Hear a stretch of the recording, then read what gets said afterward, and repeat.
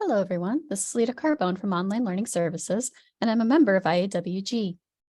If you are unfamiliar with IAWG, the Institutional Assessment Working Group is a committee that collaborates on campus-wide assessment. We look for trends or common themes across campus for both program assessment and administrative offices. Our team submits a report about the assessment to the president of the college at the end of the assessment cycle. Each year, we host an assessment day that trains staff and faculty on how to submit their SLOAs and SOARs. In this video, I'll be going over how to use our new SLOA form for program assessment. If you are unaware, the College of St. Rose will be moving away from chalk and wire after our contract ends on June 30th, and will be moving to a new solution called Watermark. Once July 1st hits, we will no longer have access to the system. The planning and self-study solution will not be implemented until later this year, so we needed a temporary solution for this assessment cycle to ensure that departments were able to submit their SLOAs. This year's SLOA forms will be hosted within SharePoint. If you need access to your past SLOAs, you can find them in the Institutional Effectiveness SharePoint site or access them on Chalk and Wire before June 30th by going into the Chalk and Wire workspace for your department. With that being said, all grading and assessment data needs to be completed and pulled from the system before the end of June. To find the forms, go to the Institutional Effectiveness SharePoint page. You will need to be logged into your St. Rose SharePoint account in order to access the SharePoint site. Next, go to the Resources and Reports for Assessment page. This is the section where you can also find your past SLOAs to use for reference. Select the 2022-2023 SLOAs and SOARs folder.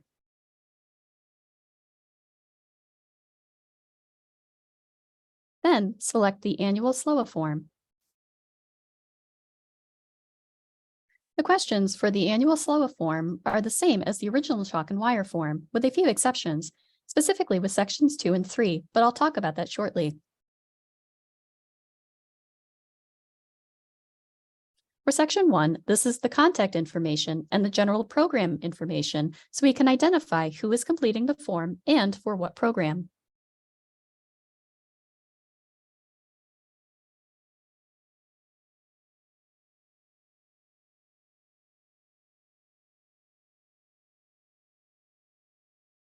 The form has branching elements, so you don't need to scroll through a list of questions that aren't relevant to your responses. For example, if you select Arts and Humanities, it will direct you to select the program you are completing the SLOA for. We do ask that if you are filling out the SLOA for multiple programs, that you complete a SLOA for each one. This will make it easier for IAWG when the responses are submitted and entered into our spreadsheet automatically.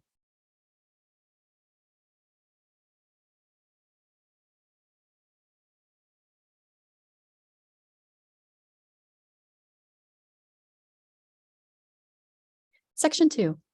This is where you enter the SLO information. Unlike the grid in the Chalk and Wire form, SharePoint only allows one question at a time, so it looks slightly different, but the questions are essentially the same with a couple of additions. The first question is listing all the SLOs for your program. We provided a couple of examples on the form, so it's consistent across all the SLOAs.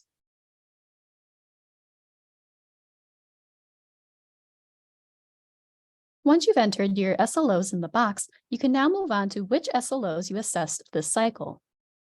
The first question asks, did you assess SLO 1 this assessment cycle?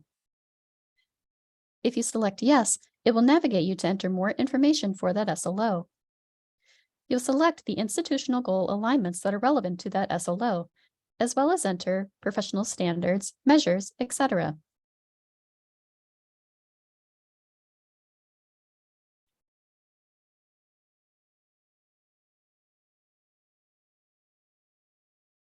If you select no, it will redirect you to the next SLO question, asking if you assess that SLO this assessment cycle.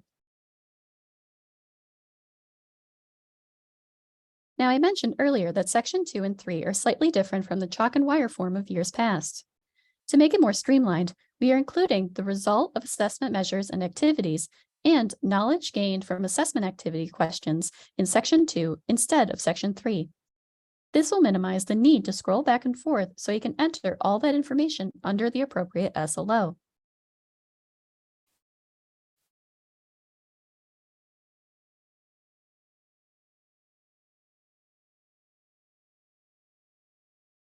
In the past, most programs only had 3 to 4 SLOs listed on their SLOAs, so you'll notice that after SLO 3, there's another option to select, did you assess this SLO question?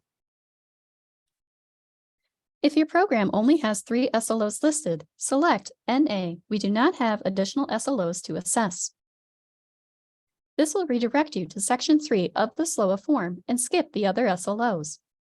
We do have 12 SLO options available to enter, just like in the chalk and wire form.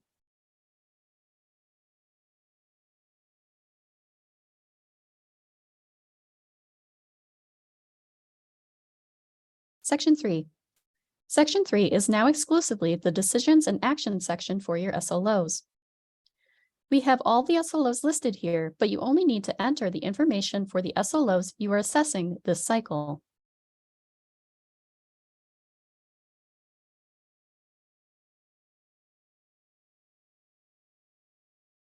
Section 4.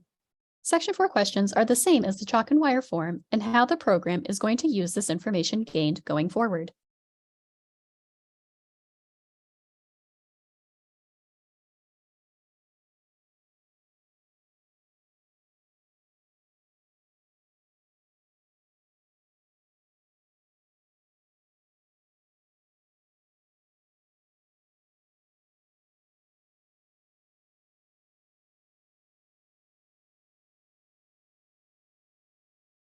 Section 5.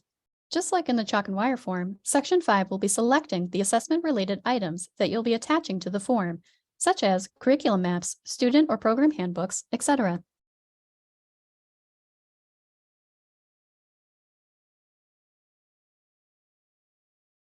Section 6. Section 6 questions are based on the visibility of the SLOs. When are they reviewed by program faculty? When are they made visible to students? How are they linked to student objectives and outcomes, etc.?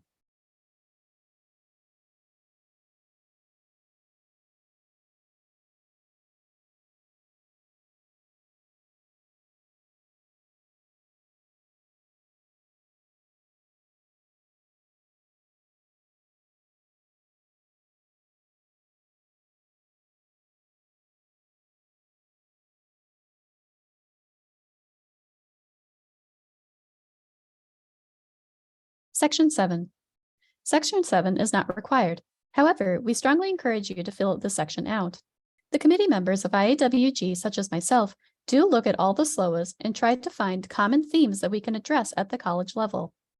We also look for ways to improve the SLOA process, so your feedback is incredibly important.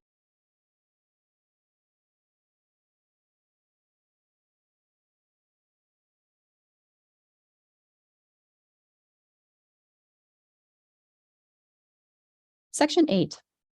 This section allows you to enter an executive summary of your assessment cycle.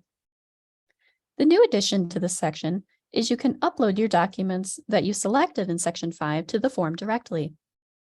You are allowed 10 documents per each of the upload buttons. We wanted to make sure that there was enough room to upload all the necessary documents, so don't feel you need to add 30 documents to your SLOA unless you absolutely need to.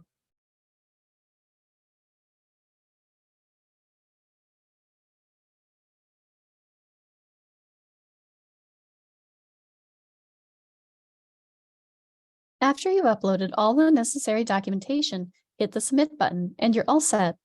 IAWG will be notified that a submission has been made and we will reach out to you if there are any questions. A couple of things I want to mention about this form. There is no Save button on this form. However, if you bookmark the link on your browser, you can access the responses you already started working on before submitting the form.